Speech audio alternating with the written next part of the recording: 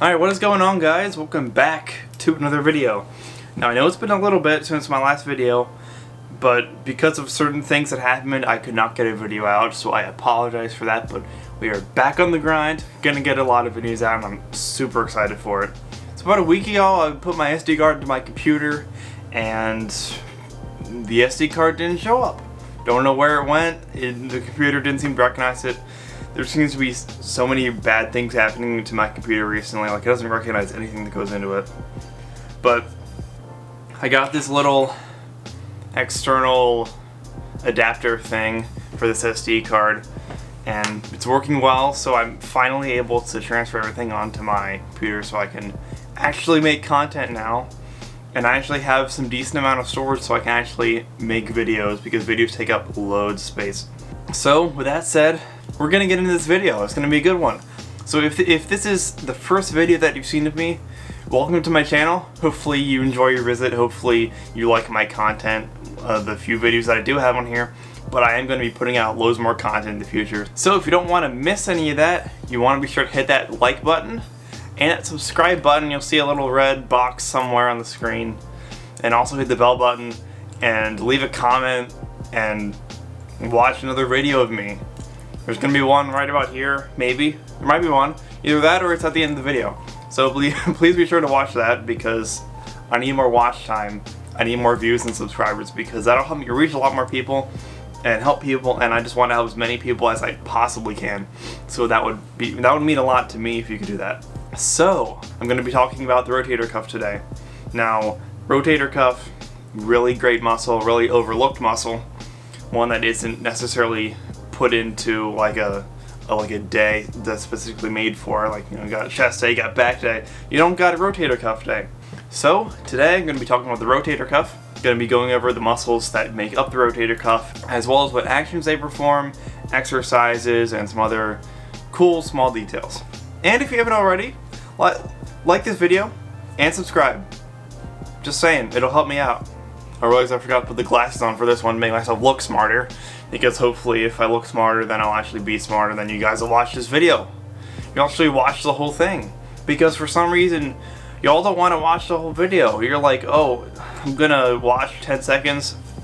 I don't want to learn about the rotator cuff. I don't want to learn how to have good back stability. I'm gonna get out of this. Well, guess what? I got the glasses on. That means you gotta watch this video, because I know what I'm talking about automatically because I have glasses on. That's how it works. I don't know what I'm going on about. Anyways, we're getting into this video.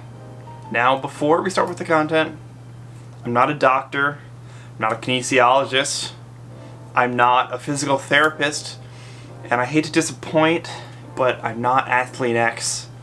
I know you came into this video thinking like, oh, gonna be another great Athlete X video, gonna get some sick content in the Athlete X gym. But I'm sorry, we just got my college dorm today, and I'm not Athlete X, I'm just some dude with 80 some subscribers.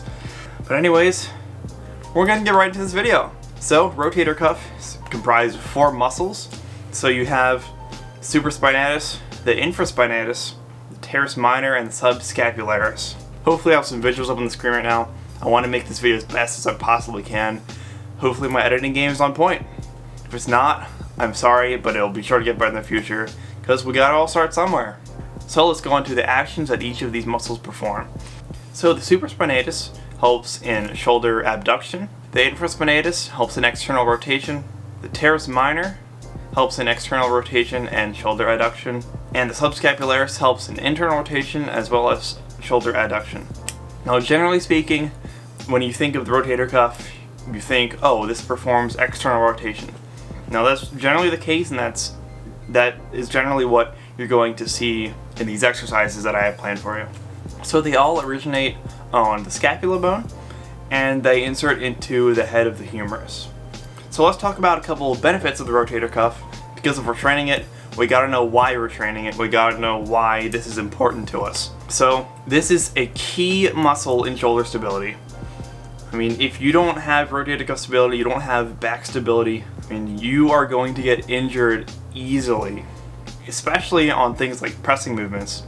You need a lot of shoulder stability on pressing movements, because if that shoulder comes out of the socket, you're getting some form of injury, which we're going to be going over in a couple seconds. So essentially, keeps the head of the humerus and that glenoid fossa there to increase joint range of motion and also avoid other injuries, which I'll be going over in a second.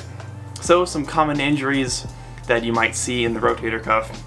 Rotator cuff tear, that'd be actually tearing of the muscle or the tendon.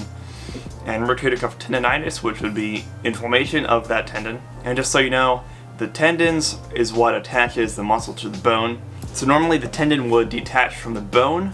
It wouldn't detach from the muscle because that connection between the tendon and the muscle is so tight that it just won't ever come apart. But it'll detach from that bone. And also shoulder impingement is super common, arguably the most common shoulder injury. I've had it myself in my left one from, you guessed it, pressing. So yeah, those are 3 of most common shoulder injuries that are related to the rotator cuff. And these injuries can contribute to muscle weakness, pain obviously, and decreased range of motion and pain associated with that range of motion. So, I know you clicked on this video because you wanted to know what exercises we're going to be doing to train this rotator cuff. So we're going to get into that right now.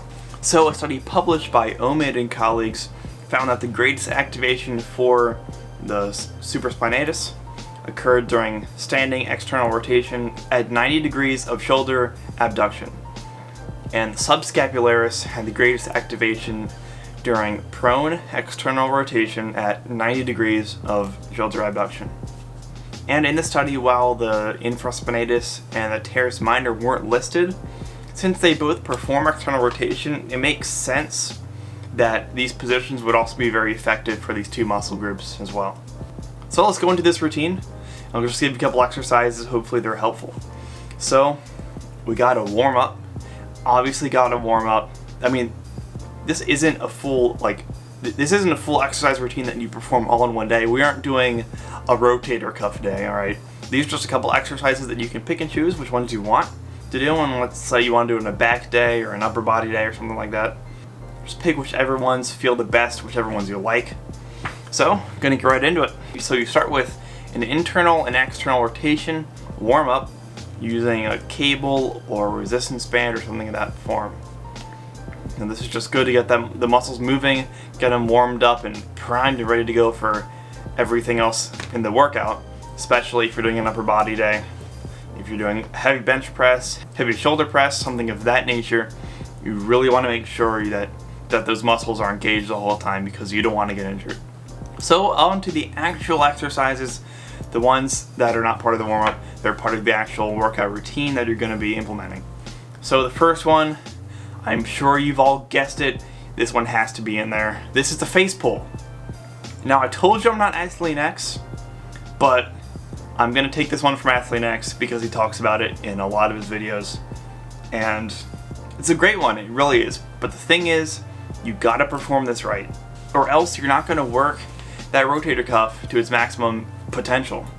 So Athlete X recommends to use the cable machine and using 2 ropes so you can get a greater distance between your hands so you can get better external rotation. When you're doing it, as you can see in this video that I'm gonna throw up on the screen right about now, make sure that when you're pulling back, you're driving with your hands, not your elbows, and you're pulling back acting like you're doing a back double bicep pose. You know, gotta show off those guns, you know? So essentially, you'll just flex in front of everyone. So you got a 2-for-1 deal. You do a back double bicep, show everyone your big biceps, and you'll get a massive rotator cuff. Now, I wouldn't actually flex the biceps when you're doing it. Obviously, have the mind muscle connection on the rotator cuff, making sure you're getting that external rotation in there, making sure you're really driving back with your wrists. But yeah, this face pull, I'm sure you all know of it if you have ever watched an Athlete X video, because it's his definitely favorite exercise ever. So for the next one, we're doing prone external rotations. Now because of the study, I figured it'd be great to put one of these in here. Also be a great place to work that subscapularis. So just get on a bench, you can do a flat bench, you can do incline, whatever feels the best for you. You're just going to be in that prone position.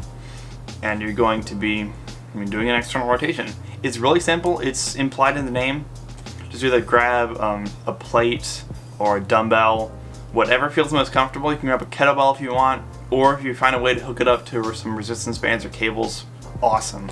So yes, the second exercise, if you pair those two together, the face pull and the external rotations, I think you got a really great combo. So because we've trained external rotation with face pull and the prone external rotation, I think it would make sense to only do one that helped in shoulder abduction.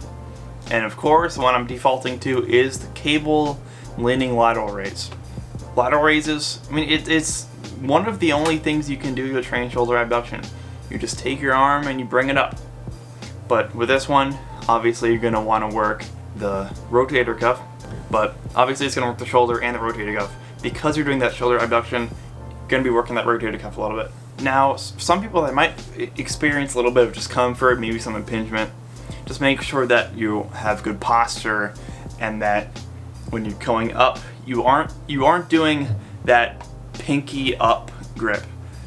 You want to make sure that you're getting external rotation, and you more want a pinky down, if anything, because that pinky up grip, like you're pouring something, that is going to lead to some injuries if you aren't careful with it. Maybe lead to some shoulder impingement, which is what we don't want. That's what we're trying to avoid with this video. So just please use proper form.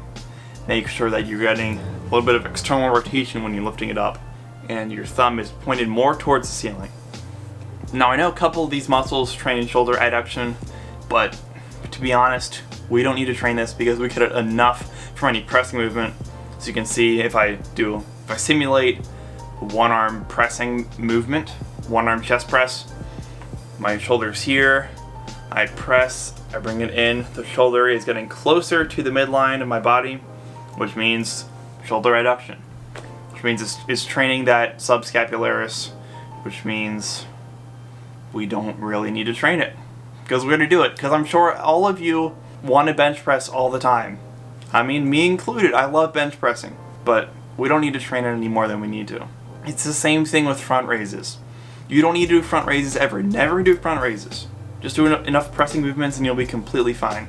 So for these exercises, you want to train in the 8 to 20 rep range depending on what exercise it is, just because if you go too heavy, you're going to sacrifice form, and form is key on these exercises.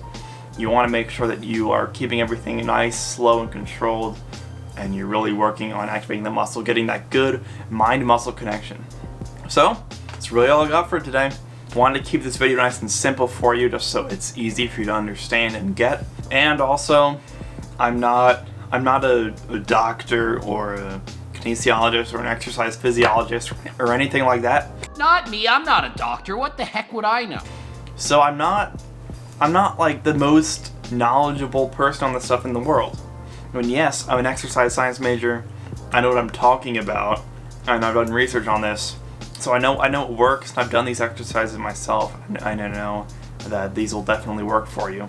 But because I'm saying this to tell you that if you get injured or something happens, it's not on me.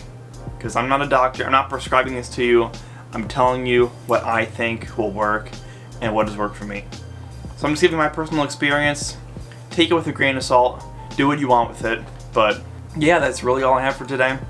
So if you liked this video, if you want to see more, because I really enjoyed making this, I want to make more muscle groups. So if there's a muscle that you want me to cover, put it in the description below, and I'll be sure to cover it. And these videos are really great, and I love making content for you guys.